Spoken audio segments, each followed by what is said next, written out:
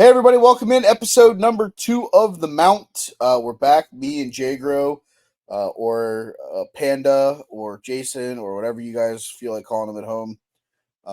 We're back. We're back in the NL West for part 2 of our triple around the senior circuit in the Western Division. Last week's episode saw the Arizona Diamondbacks come and go. This week, we move a little bit further north. We go into the great state of Colorado, where we will talk about the Colorado Rockies. Certain cool punchlines that they have. The Blake Street Bombers, which is my name as you see here. Baseball with altitude was one that they used for a while. Don't really know. Didn't sell.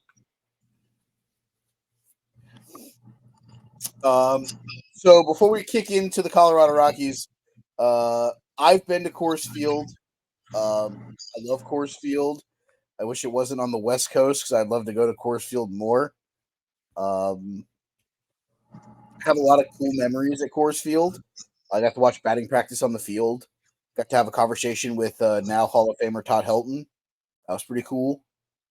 What'd you guys talk about? Honestly, Crypto?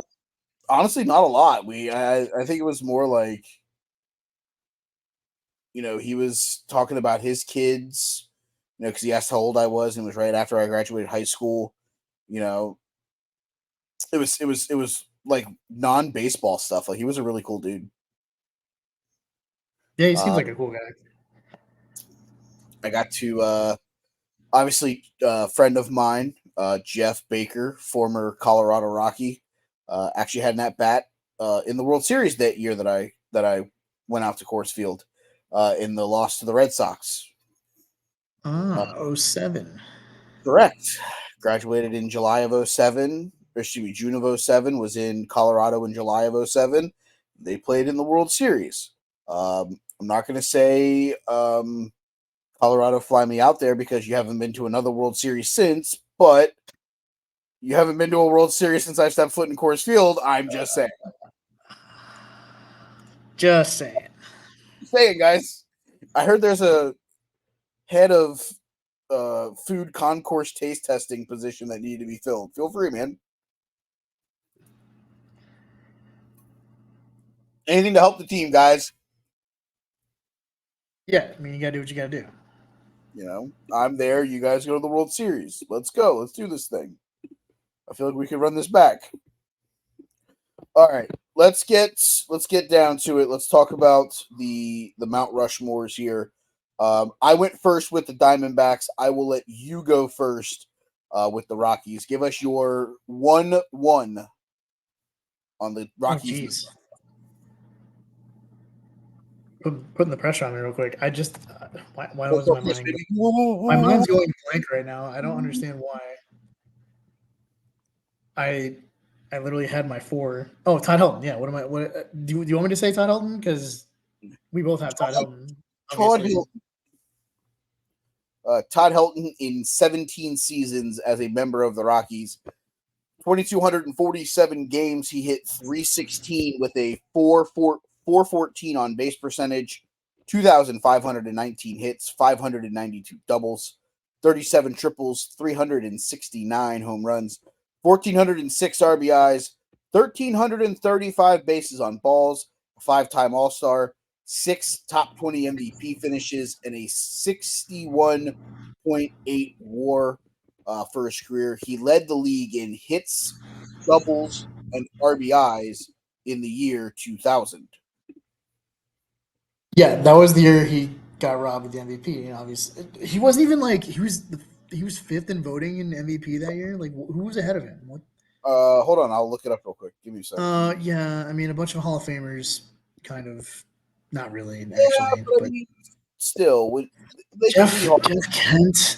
No, I remember bringing that up because that was the year Jeff Kent won it. He got 22 first place votes for a total of 392 points. His stat line was a 7.2 WAR. He had 196 hits, 33 home runs, 125 RBIs, 12 stolen bases, 90 walks. He hit 334, hit 424 on base percentage, and a 596 slug, all that were behind Todd Helton. Second Todd place. Helton had a really sick slash line that year, but Oh, like we'll get there. Barry Bonds finished second, 279 points. He had 6 first place votes, 7.7 WAR. He had 49 homers, 147 hits, 106 RBIs, 117 walks. Hit 306, had a 440 on base percentage, and a slug of 688. Jeff Kent and Barry Bonds' stat lines don't do shit when you talk about this one. 8.9 WAR, 216 hits, 42 home runs, only 7 behind Bonds, and 9 clear of Kent. 147 RBIs, which means he was 22 clear of Kent and 41 clear of Bonds. Had a 103 walks, which Barry Bonds having 117 and somebody being within like 15 of them is fucking wild. Helton on the year 372, 463, 698 for an on base slug of 1.162. Mind you, those last 4, he led the National League in all of them. yep. And he finished with 198 points behind Jim Edmonds and Mike Pizza Box. Because he played in Colorado, man. You know what's standing out to me right now, though, just because I'm looking at this. So Helton was the first in WAR. Randomly, like Andrew Jones was second, and he hit 303 that year. I didn't even know Andrew Jones was capable of these things, but yeah, I just thought that was interesting. I mean, that's what happens when The top two in WAR were Helton and Andrew Jones, and somehow Helton just got in the Hall of Fame, which is nice. But yeah, I'm still bitter about Andrew. Anyways, yeah, Helton should have won the MVP that year. I don't understand. I don't get it. It's whatever. we've done 2 shows and we've called out the Baseball Writers Association of America twice. Can we point out that Rob Nen got more MVP votes than Ellis Burks that year, and Ellis Burks OPS 1.025 in the Giants stadium that season? Like It's Antonio Alfonseca had a vote. Is this real? This is real. I mean, it's so real that when you look at the National League MVP votes, Todd Helton got 1 first place vote, Piazza got 3, Barry Bonds got 6, Jeff Kent got 22. Richard Hidalgo and Moises Alou, both of the Astros. They had crazy years that year. So yeah. Brian Giles. Yeah, video game numbers for those guys. And they're at the bottom of the list. It's like Yeah, and people that got votes ahead of him. Rob Nen, 19-9, Greg Maddux. hey, Greg Maddux had a pretty good year. Yeah, he wasn't the best pitcher on his staff that year and still finished ahead of fucking Tom Glavine. Probably right. 21-9 to 19-9, 3.4 to 3. I mean, Maddox, they had the same amount of starts. Maddox threw 8 innings more and struck out 38 more. So yeah, probably Maddox was probably the better pitcher that season. I bet you John Smoltz had a better year. He's not even on there. What was 2000? Yeah. Or was he hurt that year? Oh, he was hurt. Yeah, that's the one year he didn't play. I mean, the Atlanta Braves that year alone had 4 guys finish in the top 14 in MVP votes. Yeah, we had Andrew, Chipper, Glavine, and Max. Oh yeah, Chipper. Yeah, fucking wild. Yeah, that was the year after Chipper won the MVP. Yeah, the Houston Astros had 3 guys get votes. Yeah, Bagwell, Alou, and Hidalgo. So Helton got fucked out of that award. I had to show. I was trying to change my photo again because we were talking about Todd Helton. Mm-hmm. Because I wanted to bring up that I was at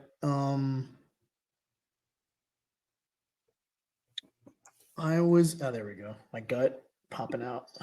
That's Todd Helton there. Yeah, that's Todd Helton. There's a cardboard cutout at Coors Field the one time I went of Todd Helton just celebrating. I think after probably going to the World Series. What Yeah, else would he that was the celebrate? final out of the NLCS.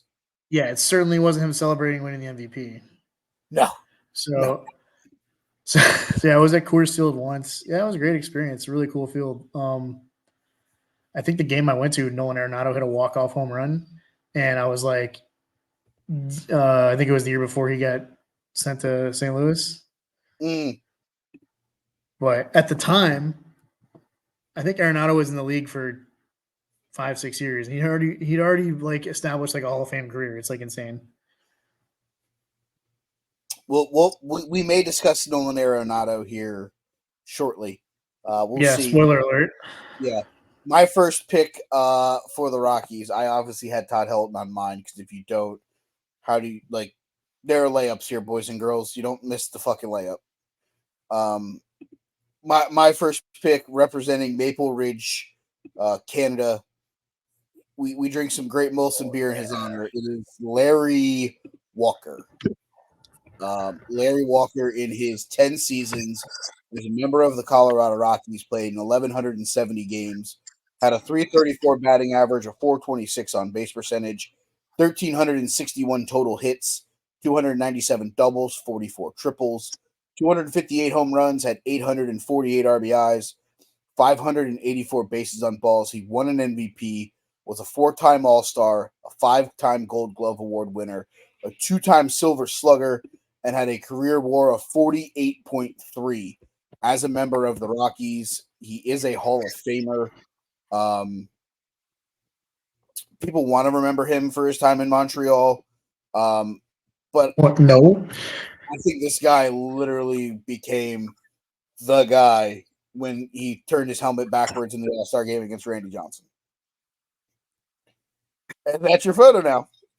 That's how I will forever remember Larry Walker is from that. Walker in his MVP year had 22 first place votes for 359 total points, 9.8 WAR, which led the National League. He had 208 hits, had 49 home runs, which led the senior circuit, 130 RBIs, 33 stolen bases, 78 walks, a batting average of 366, on base of 452, a slugging of 720, and an on base plus slugging of 1172 for the big hitting outfielder from Canada. Again, I don't think you missed the layups. I think if they're going to give you the layups, especially with these younger teams, these expansion teams, if they're going to give you layups like this, I think you have to take them. Him and Helton together, Vinny Castilla, the couple years he was there. It was baseball with altitude. And it did seem like it was going to be the Blake City Bombers for a while. And then they had a nice little run. And then they finally figured out, well, I guess we're not getting any pitching to show up in Colorado. The 97 Colorado. Listen to this 97 Colorado Rockies lineup, the year that Walker won the MVP. Kurt, yeah. Man-warming is the catcher. He caught 104 games. Andres Galarraga. Wait, hold on. Wait, can we backtrack real quick? Yep. So Chris Berman, that was one of his best Bermanisms was Kurt, what is that man wearing? Yeah. I don't know if you remember that. Yep, I do now that you say it.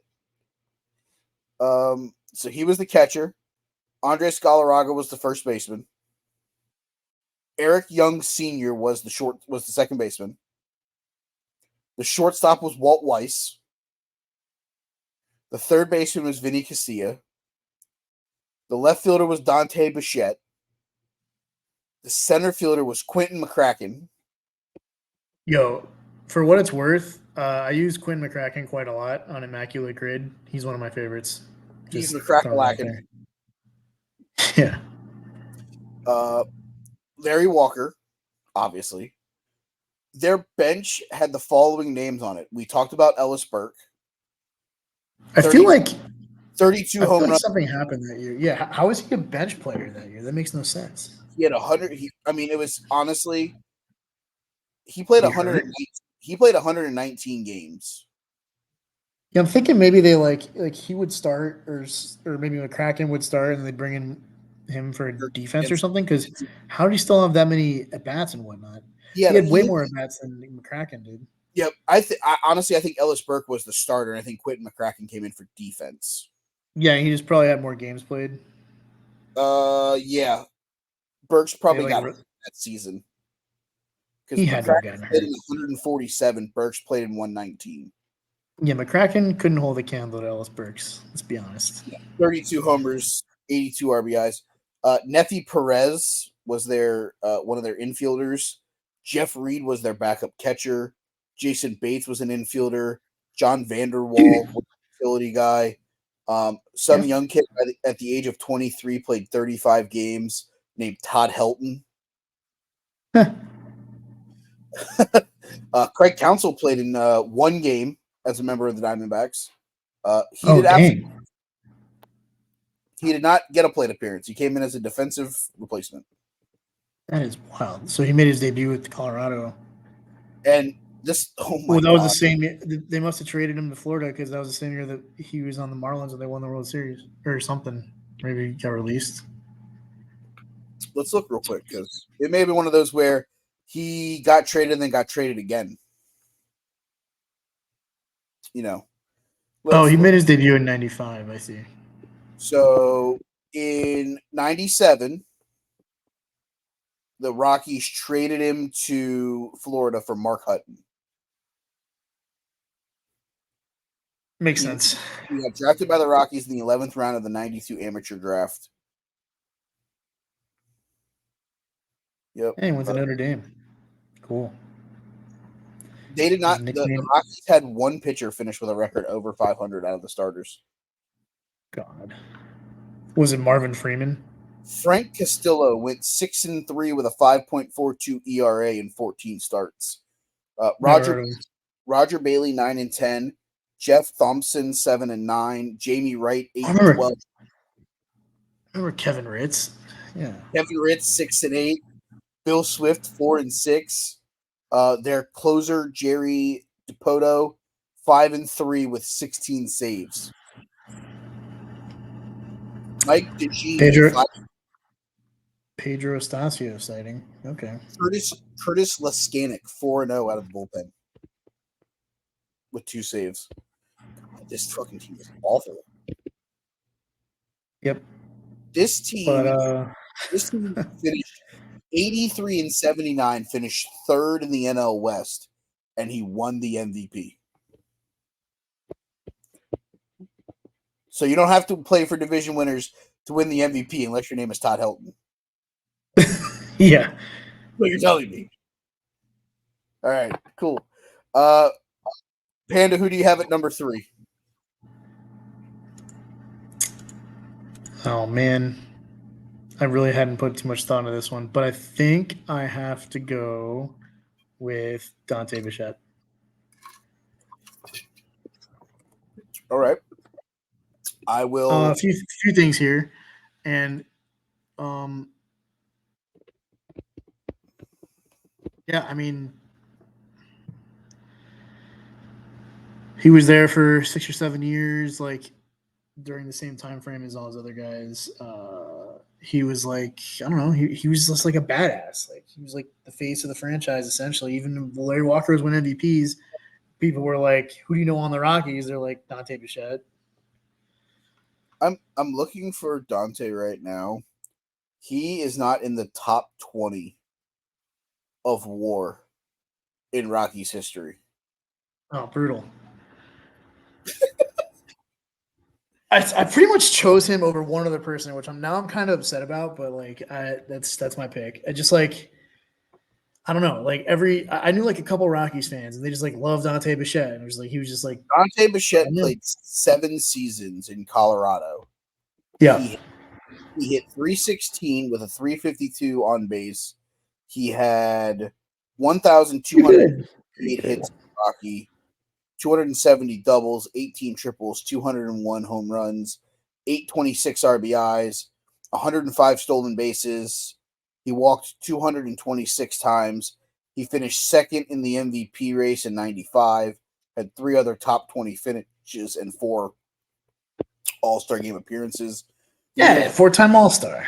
The year he lost the MVP, he lost to Barry Larkin. That year, Barry Larkin had a 5.9 WAR with a 319 batting average. He had 158 hits, 15 home runs, Garbage. 66 Garbage. RBIs, 51 stolen bases, 61 walks, and an on-base percentage of 394. Bichette had 251 points. He got 6 first-place votes, which is less than third place's Greg Maggs, who got 7 first-place votes that year. Bichette's WAR was 1.2. How is it 1.2? I don't understand this. Like, what are they basing this on? Like, Must have made fucking a ton of errors in the outfield. you have to be that bad on defense to like have your WAR be that low. 97 hits, 40 home runs, 128 RBIs, 13 stolen bases, 22 walks, a 340 batting average, a 620 slug. Like I want to go look at his. That's insane. I want to look at his But 95 like stat, like his like just fielding stats, because this it has to be like you have to be the worst fielder like in history. So in 95, he played 100. Also, he's from West Palm Beach, so there's that. So he played 136 games in the field in 95. He had 220 chances. He made 208 putouts, had 9 assists, and had 3 errors for a fielding percentage of 986.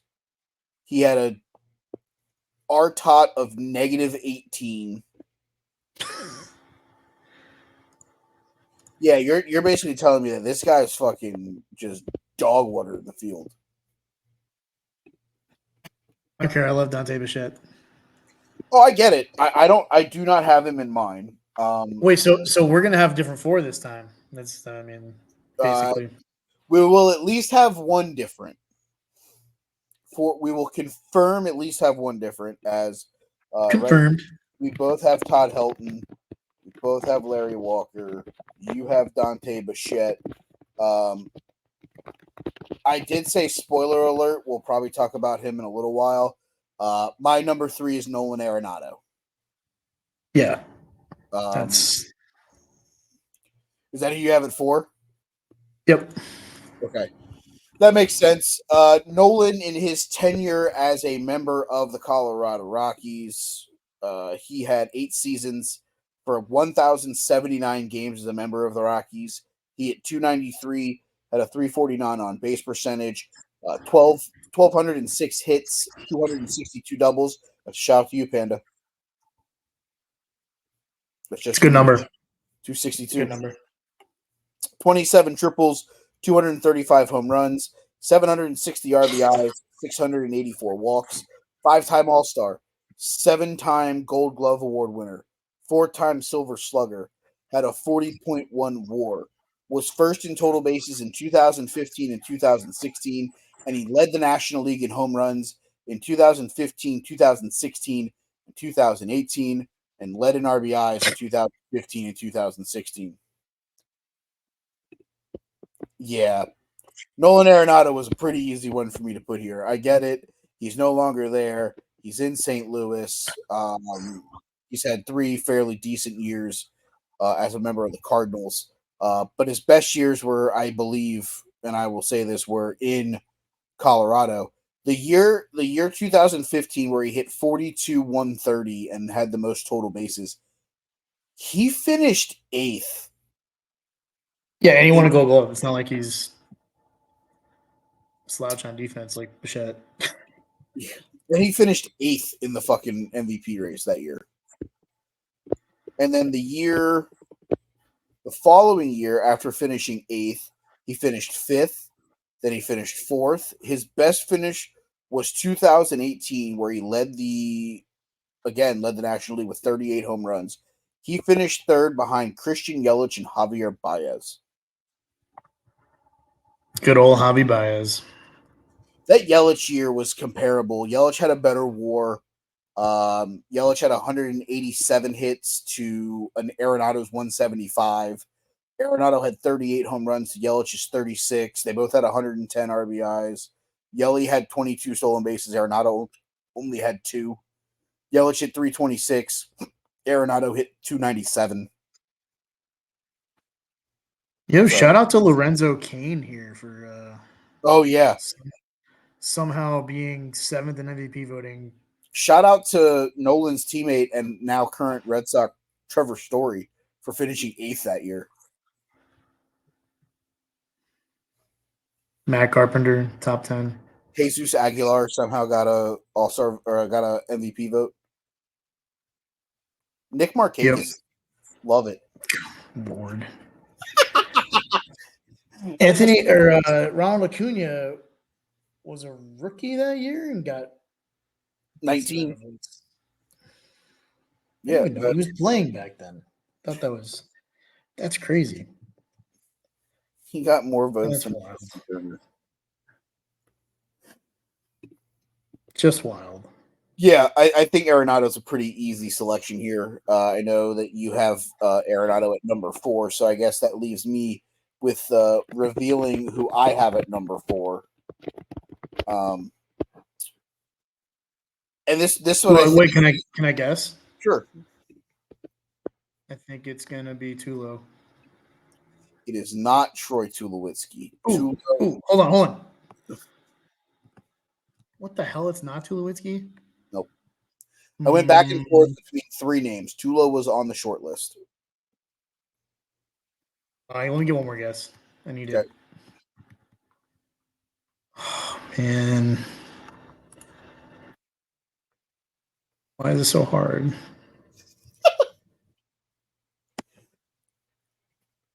I'm like blanking on names again.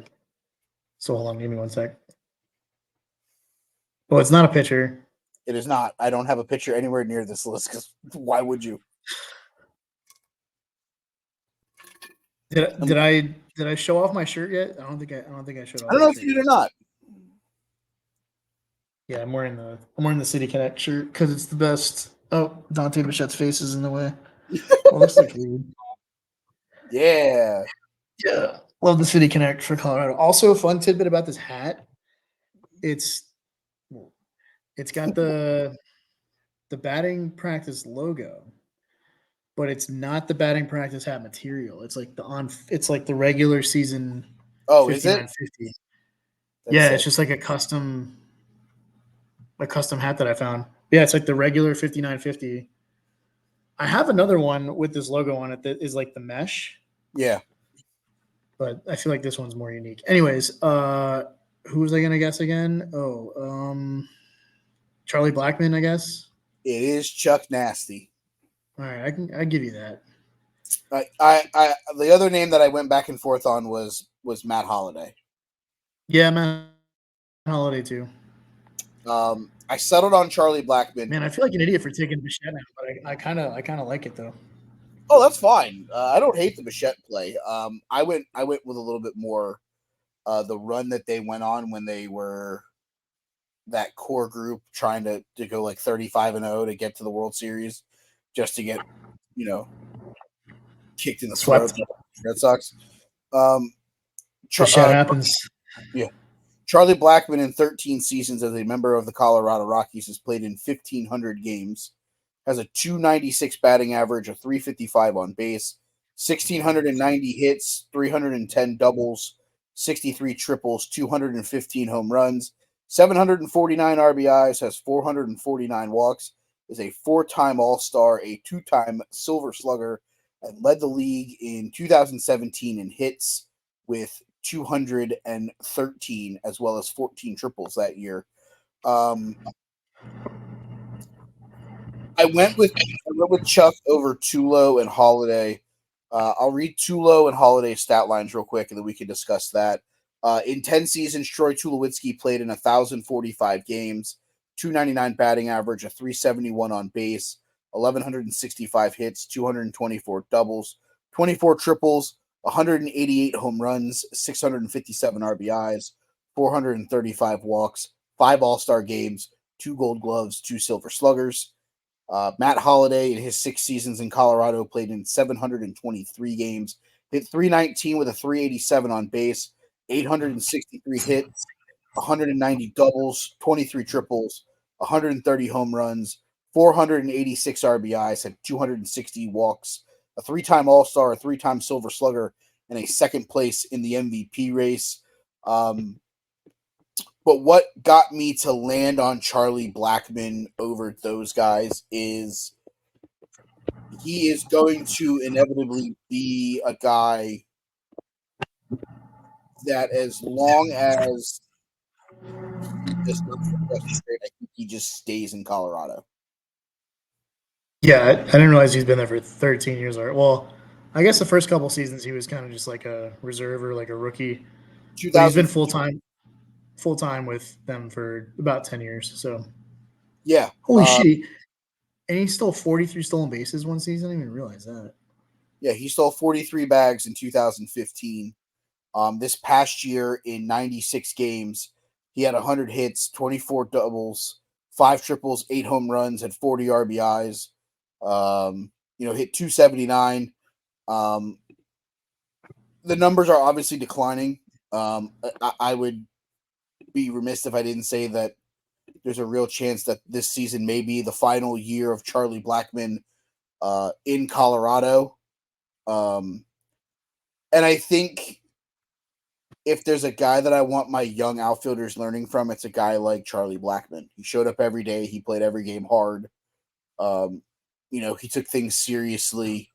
It's things like that if you're building a team that's going to be young and, it's going to take their lumps over the next 4 to 5 seasons, especially in that division with the Dodgers just getting better. The Giants looking to improve. The Padres doing their thing. Like, there's a real in Arizona, who we talked about last week, having a great young core. This Colorado team, it might get worse before it gets better. But Charlie Blackmon's a guy that you can look up and be like, man, if you play half the way that Chuck Nasty played, like, you got good pieces there because of the work ethic that Charlie brought to the table. He'll be 37. Let's see. He Dude, turns I'm looking at his. I'm looking at like. he turned 37 on July 1st. So he'll turn 38 about the All-Star break of this year. It's funny how coincidentally, once he started making more money, he started performing worse. Yeah, it's weird how that happens, right? Saying, not saying anything, but you know what I'm saying. I feel you. Um, That's kind of weird. and honestly, looking at this team that they put out there last year, So bad. Brenton Doyle, the center fielder, 25. Doyle rules. Ryan McMahon, 28. Ezekiel Tovar, 21. Elhirius Montero, 24. Nolan Yo, Jones. Tovar's gonna be a beast though. Yeah, 25-year-old Nolan Jones, 27-year-old Alan Trejo. They're saying Nolan 20 Jones is gonna hit like 50 home runs this year. I know, that's what I keep hearing. He hit 20 last year in 106 games. Yeah, he killed it last year as a rookie. Yeah, so this is if this is the swan song of Charlie Blackmon as a member of the Rockies, I love the fact that he's going to have a year with those guys. Oh my god, I'm looking at their pitching staff. It's awful. The lowest ERA of any of their normal 5 starters is 5.03. Kyle Freeland, baby, and he went 6-14. Which is crazy because Kyle Freeland was like almost won the Cy Young one year, if I remember correctly. Yeah, 2018. He like the most unreal pitching season ever for a Rocky, and Yeah, because I remember them actually talking about like, we got lucky as hell. Well, I just remember them talking like, could he win it because of him being in Colorado? He finished 4th that year behind DeGrom, Scherzer, and Nola. Yeah, dude, he had a great ERA, but then like his WHIP is like 1.2 something, which is pretty high. So I think he just got really lucky because his WAR. Well, Oh, whatever. I mean, whip, his whip was the eighth out of the 9 people that got votes. The only person whose whip was higher was John Lester, who finished yeah, he 9th. just got sympathy votes. They were like, "Hey, you threw 202 innings in fucking Coors Field, and your ERA was under 3." Yeah, you deserve a medal. He should have gotten something. The fucking yeah, you know what he got? He this year he got like 3-14 with a fucking ERA of 12.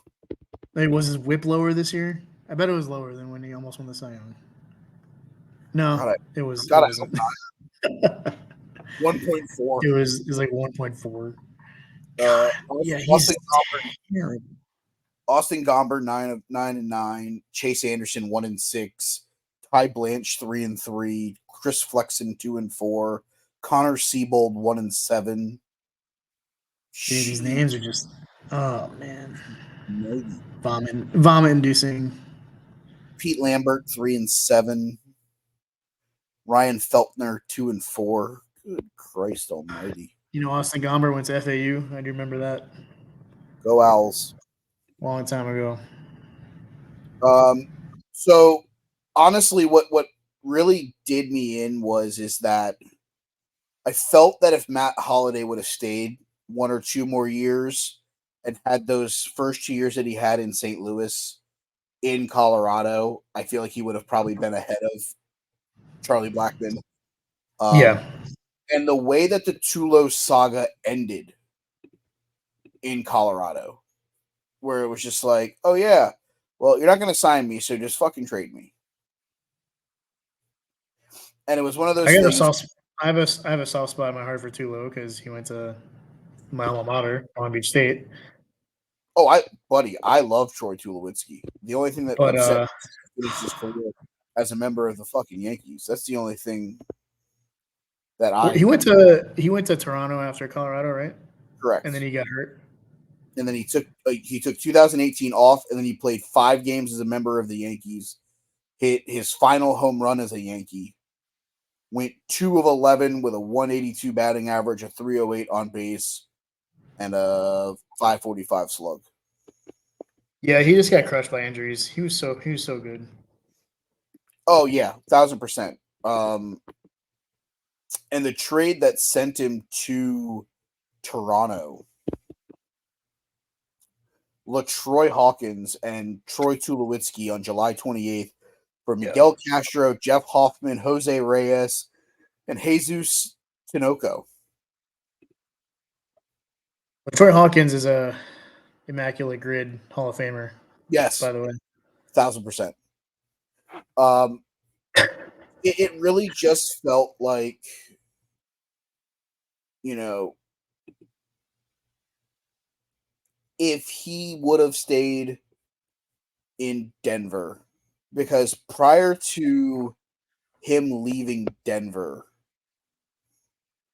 his games played were, he only had the 1 year 2012 where he played in 47 games. 2014 he played in 91. Every other year he played in over 100 games. He only played in 100 games. He played in 128 in 2015, and then in 2016 131, and then afterwards it was just 60, and then he played in 5 games as a member of the Yankees in 2018. Excuse me, 2019. He missed all of 18 with the injury. Um, like he was he made shortstop look easy at points. Yeah, but there was a point in time where he was just like on the highlight reel on the top 10 every single night. And then he was just hitting bombs too and hitting for average. And he was top 5 player in baseball for sure. I remember when they were like, "Hey, stop showing Troy Tulowitzki making a backhand play. He makes him look too easy. Like it has to be something difficult to put him on the TV screen." Yeah. Like when you have guys that are like making plays at that level look like a routine play, I would have loved to have seen him and Nolan Arenado together on that left side of the infield for a couple years. They Like never even played together, did they? um So Tulo got traded in 2015. Arenado was, as my computer goes haywire. I'm looking at the Arenado made 2007. his debut in 2013. Oh, okay. So they played a year and a half together. Or Yep. 13, no, 2.5. 13, 14, and half of 15 before the trade. Holy crap! But 2014, Tulo played 91 games and he hit 340. Like, yep. uh,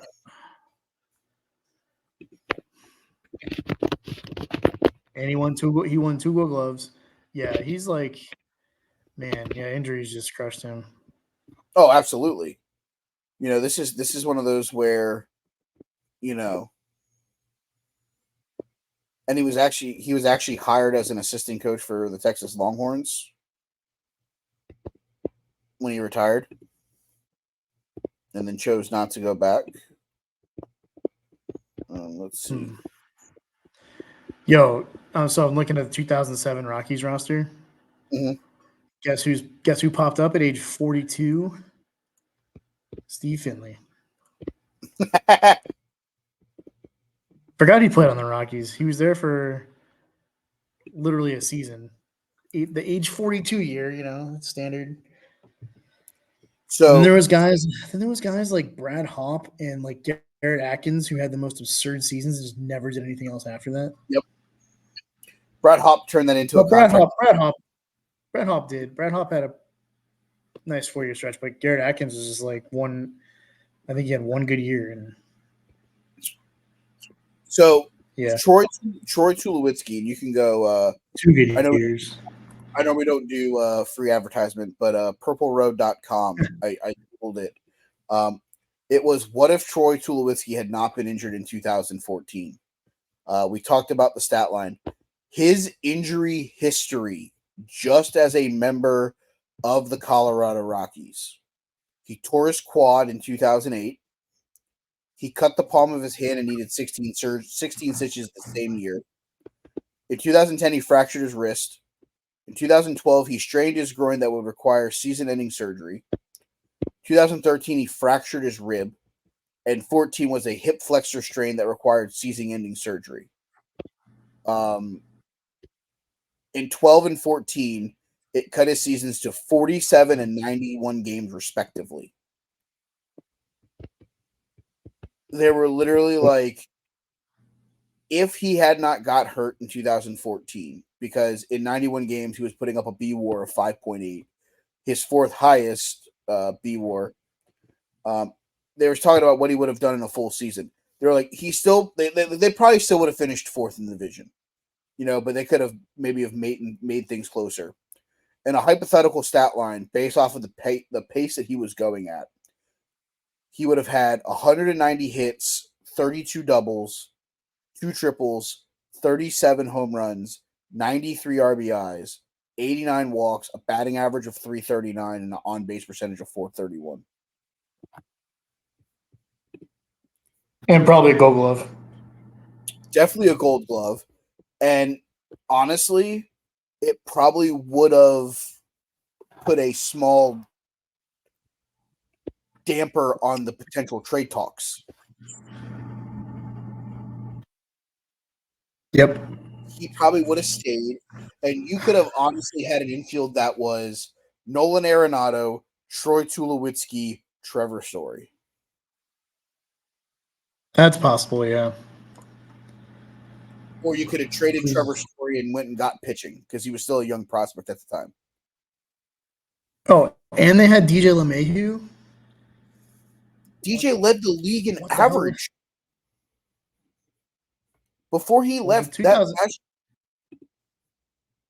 I forgot he was there. That one of those years, DJ led the entire National League in batting. Yeah, it was 2016. Okay. So 2014, DJ LeMahieu hadn't really reached his peak yet. I mean, we didn't even mention this guy by name either, and I'm kind of perturbed at myself that I didn't even mention him. Cargo. Yeah, dude, they had Cargo. They had like Justin Morneau. Corey Dickerson had a year where he had hit 312 and had 24 home runs. What is going In on? 2017, Cargo played in 136 games, had 14 homers and 57 RBIs. The year before, 25 and 100, 40 and 97. He finished third in the MVP in 2010. Yeah, Cargo was beast too until he got hurt. Also, You know, he played and he then played he went to the A's. he played 10 seasons. No, he went to Cleveland. He came from Oakland. Oakland traded him to Colorado. Oh yeah, that's what I meant. Sorry. And then he went to Cleveland for a year. Then he finished up his career with 15 games in Chicago, the Cubs. But in his 10 years in Colorado, he played in 1,247 games, had 1,330 hits, had 277 doubles, 227 home runs, 749 RBIs, 118 stolen bases, had only had 417 walks. That's pretty bad. Hit 290, had a 349 on base percentage, and had a WAR of 23.8.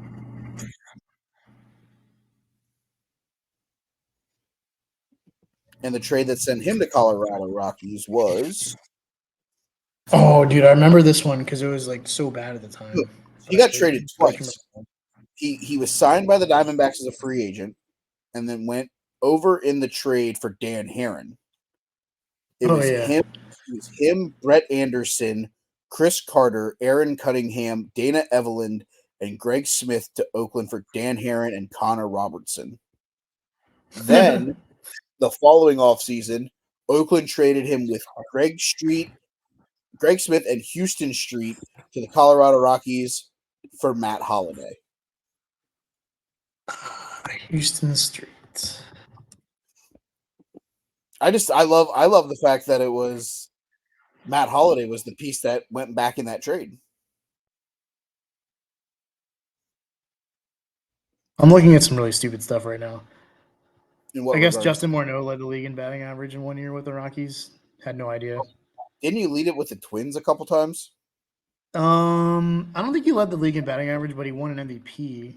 Yes, he definitely won an And then MVP. you just brought up Chris Carter, and I'm looking up Chris Carter's numbers, and he had 37 home runs 1 year and 41 home runs 1 year. I don't remember any of this. I mean, just because he hit a shit ton of home runs doesn't mean anything. Like I think I would remember if someone hit 41 home runs for the Brewers 1 year. Like So it- the number one pitcher in WAR is Umbaldo Jimenez. oh In yeah, for the Rockies. in 6 years as a starter for the Rockies, 56 and 45, had a ERA of 3.66, had 8 complete games, 3 shutouts. He threw 851 innings, gave up 346 earned runs, walked 371 hitters, had 773 strikeouts, had a whip of 1.28, threw a no hitter or a perfect game. He threw a. It was against the Braves because there was a stretch where, yeah, it was a no hitter. I think he had like 8 walks or something. Yes, I think you're right. I think that was they were talking about are they killing him by leaving him out there? Yeah, I'm trying, but he was actually like, The oh, he had 6 walks. okay, so the year his best Cy Young finish was third, and That's not there bad. was no way he was winning it that year because the gentleman who won it that year won it unanimously, and it was Roy Halladay, who went 21 and 10, had an 8.5 WAR, had a 2.44 ERA, had 9 complete games, 4 shutouts, through 250 and 2/3 innings, Did you say 9 complete games? 9 complete games, 4 shutouts, 219 strikeouts, and faced 993 hitters for a whip of 1.041. Pretty good. Ridiculous. There's no beating that. No, Adam Wainwright finished second. He got 122 total points. He finished 20 and 11, had a 2.42 ERA, 5 complete games, 2 shutouts, threw 230 innings, struck out 213, walked 56, and had a whip of 1.05. Yeah, Jimenez, Jimenez, there's no beating those numbers. no, Jimenez finished third, 19 and 8, 2.88 ERA, 4 complete games, 2 shutouts.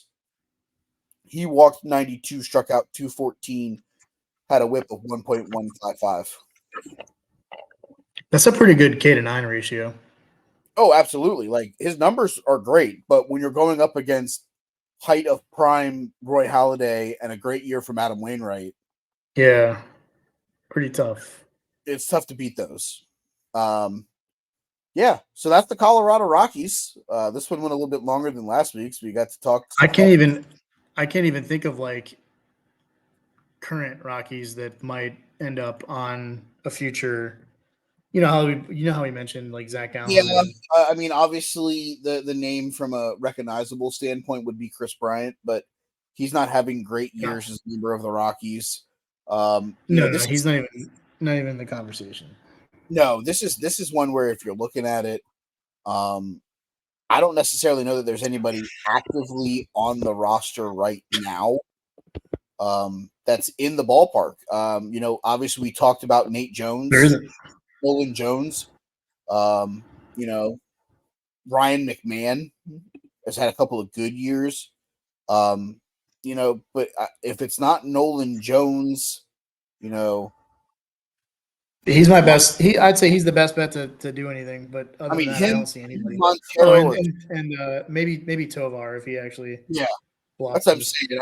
I would say it's got to be those guys that are 25 and under. So it's got to be your Jones, your Montero, your Tovar, maybe Brenton Doyle.